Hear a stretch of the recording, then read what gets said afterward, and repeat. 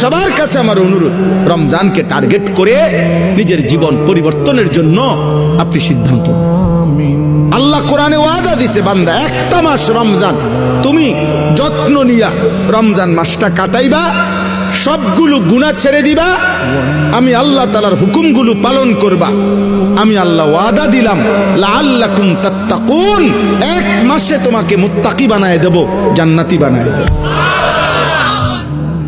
বানায় দেব। আল্লাহ তাআলা বলছেন, আল্লাহ কোরআনে বলছেন, বান্দা তুমি মনে রেখো কোনোভাবে রমজান বলতে আমি কঠিন কিছু তোমার উপরে চাপাই নাই। ইউরিদুল্লাহু বিকুমুল ইউসরা ওয়ালা ইউরিদু বিকুমুল উসরা। কোরআনে আল্লাহ বলছেন, রমজানের কথা বলতে গিয়ে আল্লাহ বলছে, বান্দা মনে করো তোমার জন্য আমি কি কি দিছি রমজানে।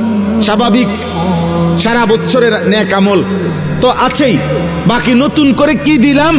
এক নম্বরে ধরে নেন, নতুন করে আল্লাহ তাআলা রমজানে আমাদেরকে কি দিলেন? এক মাসের রোজা, রোজা রাখতে হবে। 2, প্রতিদিন তারাবি পড়তে হবে। 3, ইফতার করতে হবে। 4, রাত্রিবেলা সাহারি খাইতে হবে। 5, শেষ দশকে এতেকাফ করতে হবে। 6, শেষ দশকের বেজর রাত্রিগুলোতে সবে কদর তালাশ করতে হবে। আর কি? আর পুরাটা মাস গুনাহ থেকে বাঁচতে হবে। আল্লাহ তাআলার নেক আমল, 5 ওয়াক্ত নামাজ, জিকির, তেলাওয়াত, দোয়া, কান্নাকাটি এর মধ্যে লিপ্ত থাকতে হবে। এই তো কথা।